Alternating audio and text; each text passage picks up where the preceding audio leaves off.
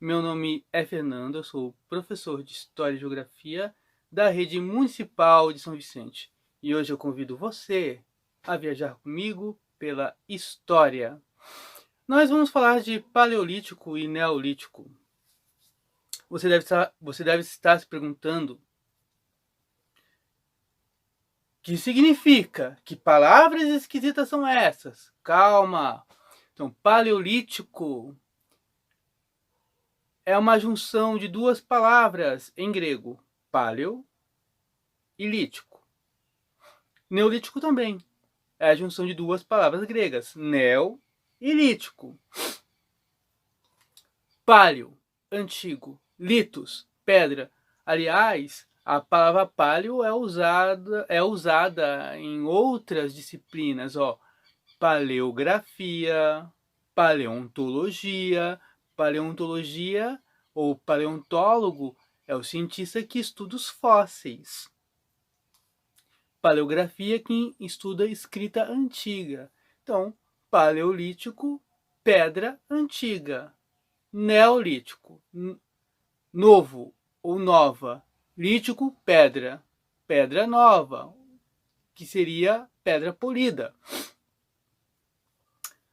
O paleolítico é o período da história humana que ela é o maior período da história humana, que pega nossos antepassados, desculpa, que não eram ainda humanos, o antepassado mais remoto, mais distante, é o Ramapithecus, que viveu entre 12 milhões de anos até 3 milhões de anos. E aí vai surgir o Homo habilis. Com o Homo habilis também surgirão o Australopithecus africanus e o Australopithecus boisei.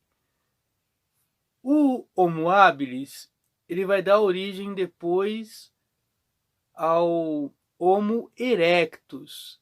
Homo, em latim, é homem, erectus, em pé. Então, o Homo erectus ele surge há 1 milhão de anos. E nós, seres humanos modernos, vamos surgir cerca de 300 mil anos. Há mais ou menos 300 mil anos, a nossa espécie surge. No Paleolítico, ou melhor, no período final já do Paleolítico, né, surge o fogo, né, a descoberta do fogo, a invenção do fogo. No Paleolítico, nossos antepassados bem remotos, eles lascavam pedras, que eram sílex, quartzo, lascavam e faziam instrumentos, espécie de facas primitivas, facas rudimentares. Então essas pedras serviam para cortar a carne, enfim, para caçar. Por isso que se chama o período de pedra lascada. Agora, depois, né, eu já falei isso, mas depois, nossos antepassados, isso já no final do Paleolítico, eles vão descobrir o fogo, batendo pedras, né? Então tinha um palha perto, aquelas faíscas caíam na palha e o fogo consumia e aumentava. Depois, esses antepassados inventaram novas técnicas, como pegar um graveto, num outro graveto maior, e friccionavam um graveto até surgirem faíscas.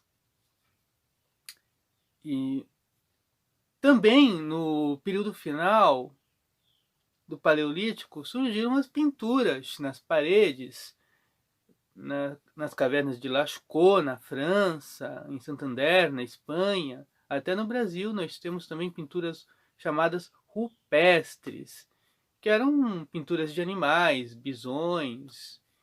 E aquela pintura significava uma orientação geográfica, era uma forma de comunicação.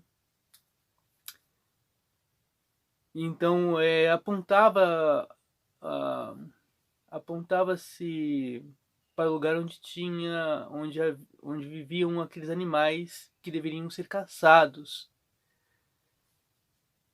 Outros dizem até que era uma espécie de religião, um pedido aos deuses para prover, para providenciar que aqueles animais estivessem pela região onde eles viviam.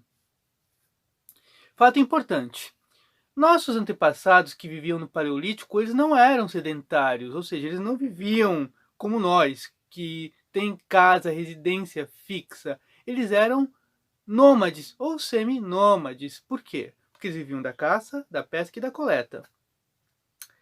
A caça, ela durava para sempre? Os animais iam viver ali para sempre? Não, porque poderia haver uma mudança climática, seca, os animais herbívoros iam morrer de fome e os animais que caçam, como leões, tigres, também iam morrer de fome e, por conseguinte, o homem também poderia morrer de fome. A mesma coisa poderia acontecer com a pesca, poderia acontecer alguma coisa com o rio, que os peixes morressem, né? Uma mudança climática poderia fazer com que as árvores também morressem. Então, o ser humano, os nossos antepassados, eles eram nômades porque viviam da caça, pesca e coleta. Por isso. Isso foi o Paleolítico. Então, no Paleolítico, nós tivemos a pedra lascada, que eram os primeiros instrumentos bem rudimentares, tivemos a descoberta do fogo e tivemos as pinturas nas cavernas. Nesse período, mais ou menos entre 12 mil anos a 10 mil anos, houve uma era glacial. Sabe a Era do Gelo? Os filmes da Era do Gelo? Então, houve uma mudança climática e durou muito tempo.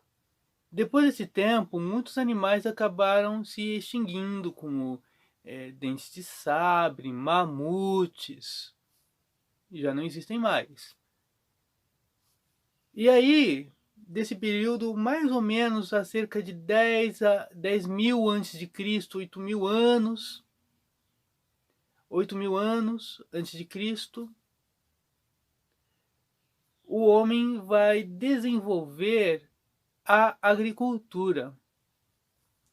Então, grupos humanos na África e também na Ásia. Grupos humanos, eles vão se assentar perto dos rios. Rio Nilo, na África, mas propriamente falando da localização no Egito. Rio Tigre e Eufrates, na Ásia, onde hoje é o atual Iraque. No Rio Indo, na Índia. Então,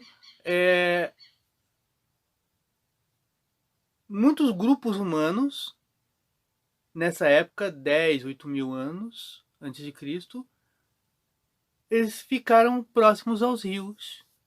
E eles acabaram descobrindo que, observando a natureza, que eles poderiam pegar suas sementes e jogar na terra úmida.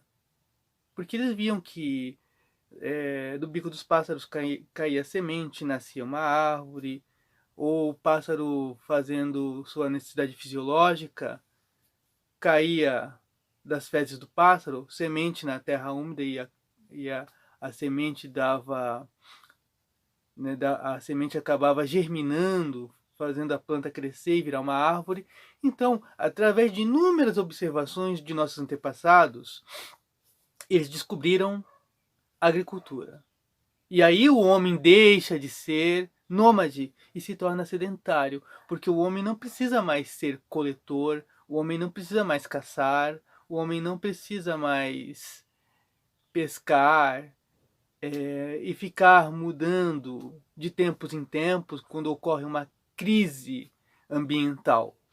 O homem agora ele domina a natureza, pelo menos em parte ele conseguiu dominar, porque ele produz o seu próprio alimento. Então o homem tornou-se o primeiro animal a produzir seu próprio alimento. E aí nasce a agricultura e também nasce também a divisão de trabalho.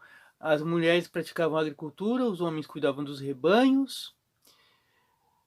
Os homens cuidavam dos rebanhos, também caçavam, e as mulheres cuidavam das crianças e elas eram as responsáveis pela agricultura. Nesse período também vão surgir as cidades, e com as cidades mais tarde surgem os comércios, porque conforme a produção de alimentos vai crescendo, sobram grãos de trigo e essa sobra vai ter que ser vendida, né? Trocada, comercializada, e aí surge o comércio, porque o homem ele começou produzindo para si, mas como sobrava ele acabou guardando, estocando e começou a comercializar. Então surge o comércio aí. Também vamos falar brevemente aí da Idade dos Metais. A Idade dos Metais a gente pode pegar mais ou menos de 3.000 anos atrás, até 1.500 anos antes de Cristo, ou antes da Era Comum.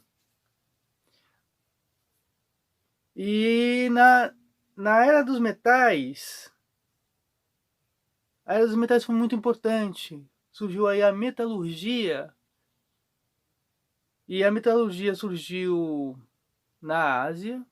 Há evidências também, né, na África e na Anatólia, que é a Ásia Menor, onde hoje é a Turquia. Começou com a era do cobre. Então começou a fundir o cobre. Depois, a era do bronze. O bronze é uma liga de estanho e cobre que eles descobriram para fazer um metal mais forte. E por último, foi a Idade do Ferro. A Idade do Ferro, que era por volta de 1500, 1400 a.C., que eles conseguiram manipular esse metal e produzir esse metal. E essa foi a nossa aula de hoje, né? Foi a nossa viagem pela história. Tudo bem? Eu espero que vocês tenham entendido e até a próxima videoaula. Fui!